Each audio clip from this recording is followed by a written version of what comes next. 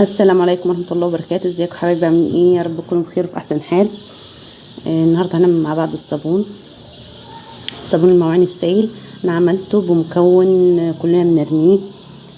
لا ان شاء الله ما هترميه من يوم ورايح، هتعملي بيه احلى صابون باذن الله، موفر جدا واقتصادي ورغوته عاليه جدا. هتشوفوا معايا. شايفه الصابون سمكه عامل ازاي؟ تقيل جدا.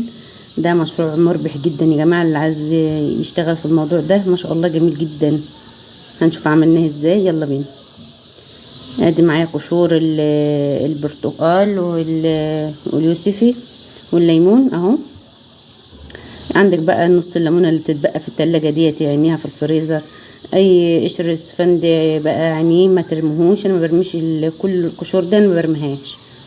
اي ليمونه بقى بايظه عندك حاجه عينيها برضو هتنفعك اهو. باخده كده وبسويه، شايفه؟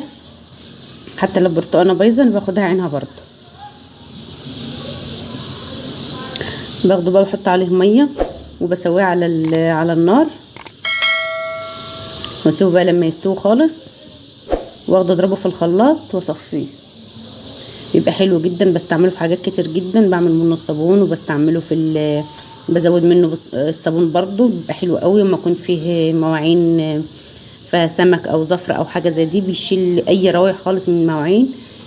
بنضف به الطيور، حلو قوي قوي. وفي جميع التنظيفات حلو قوي قوي كمان. زي ما انت شايفه كده اهو.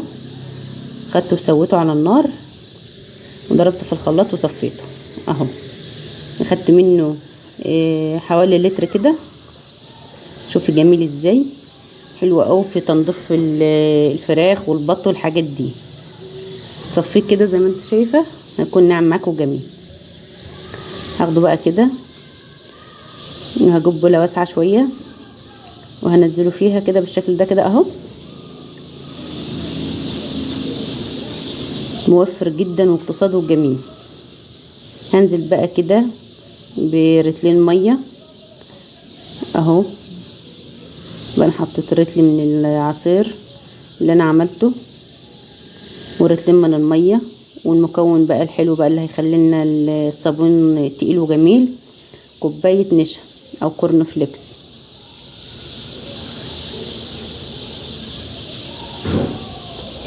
نقلبهم كده مع بعض، وهننزل بقى بكوبايه النشا اهي. اللون هيتغير معاك ساعه ما تحط النشا كده، بس هترجع بقى الاصلي تاني واحلى من الاول كمان، زي ما انت شفت في الاول كده. موفر جدا واقتصادي وجميل ما شاء الله. بنضف لكل المواعين، حتى المواعين الالومنيا بنضفها جدا، مش بتحتاج غلبة في الدعك ولا في اي حاجة. هنقلب كده كل النشا بمضرب اهو.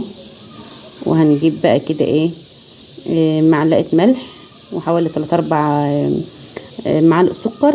السكر بيعلي الرغوة جدا. لو انت حابة تحطي كوباية حطي معاكي من 3 معالق لكوباية سكر، بيعلي الرغوة جدا ما شاء الله. وهنقلبهم كده بالشكل ده. حطهم في الوقت ده، لان انت لو حطيتي بعد كده ما هماش هيتقلبوا معاك وهيفضل وحش مش حلو. وهجيب كده كوبايتين ميه، وهنزل بقى كده بالبطاطس. كوبايه بطاطس اهي. كوبايه البطاطس اهي هنزلها في الماء وهقلبها. البطاطس ده اسمه في الدول العربيه دبوشار او قطونه او حجر تسليك المجاري، موجود عند العطار. هقلبه كده، بيطلع ابخره. خلي وشك بعيد، بيطلع ابخره جامده جدا. لو عندك حساسيه او اي حاجه خلي وشك بعيد. هنقلب خالص لغايه ما يدوب. وهو اصلا بتحس ان هو اصلا الحاجه اللي انت بتعمل فيها سخنت وبتطلع سخونيه كده. ده بقى اللي هيسوي لي النشا اللي احنا عملناها مع بعض اهو. هنزل بقى، شايفه اللون بقى عامل ازاي؟ اتغير بسرعه. قلبه بسرعه بقى في الوقت ده اهو. شايفه اللون بقى عامل ازاي؟ قلبي بقى على طول على طول، هتلاقيه يتقل معاكي. ادي النشا استوت اهي من البطاطس وهو سخن، لان هو بيطلع حراره وسخونيه كده ساعه ما بتنزلي عليه الميه. شايفه السمك، شايفه التقل بتاعها عامله ازاي اهو. جميله جدا. انا ما عدتش قادره اقلبه من كتر التقل اللي هي فيه. اهو بالشكل ده كده اهو. مشروع حلو جدا يا جماعة، واقتصادي وجميل وموفر. والوقت ال3 كيلو من المسحوق بتاع المواعين ب70 جنيه. لا ده احنا هنعمل اكتر من 10-15 رتل بما فيش من حاجة بنرميها كلنا. شايفة بقى جميل ازاي؟ وكل ما تقعد معاك كل ما بتتقل كمان.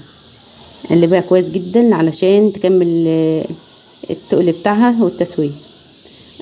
لما تحط البطاطس على النشا عمره ما يفسد منك ولا هيبوظ. تحطيه سخن على طول، ما تسيبوش لما يبرد، وهو سخن على طول تحطيه. انا جايبه ميه من الحنفيه عادي خالص، ما حطيتش ميه سخنه ولا حاجه، ميه من الحنفيه. هو اصلا كده بيسخن لوحده كده. وهجيب بقى كده عشان اعزز الرغوه كده بقى واخليه تقيل وحلو. كيسين مسحوق بريل او اي سائل تنظيف عندك للاطباق. اي سائل تنظيف اطباق حط منه كيسين اهو. هيخلي الصابون جميل ورغوته حلوه ويساعد في التنظيف وكل حاجه. يبقى احنا عملنا من كيسين صابون عملنا قد ايه؟ شوف بقى كميه قد ايه هتطلع معانا. وانا حطيته كمان زي ما هو، حطيته مركز وتقيل زي ما هو علشان المكان، وما احتاج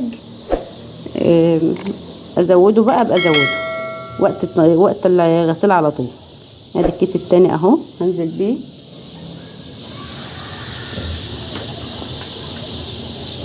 وهقلبه. ولو وصلت معايا لغايه هنا ما تنسيش تدعمني باللايك والاشتراك في القناه وتفعل الجرس على كلمه الكل عشان يوصل لك كل فيديو جديد انا بعمله. وتقولوا لي ايه رايك في طريقه الصابون الحلو اللي احنا عملناها دي، الموفر الاقتصادي حلو جدا. شايفه اللون عامل ازاي؟ ما شاء الله جميل جدا جدا.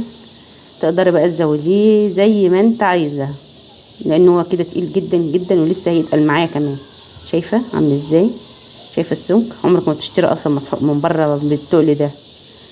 ده جميل قوي قوي ما شاء الله. عمل لي كميه حلوه جدا. انت تقدري برضو تعمليها او تزودي الكميه او تضعفيها براحتك خالص.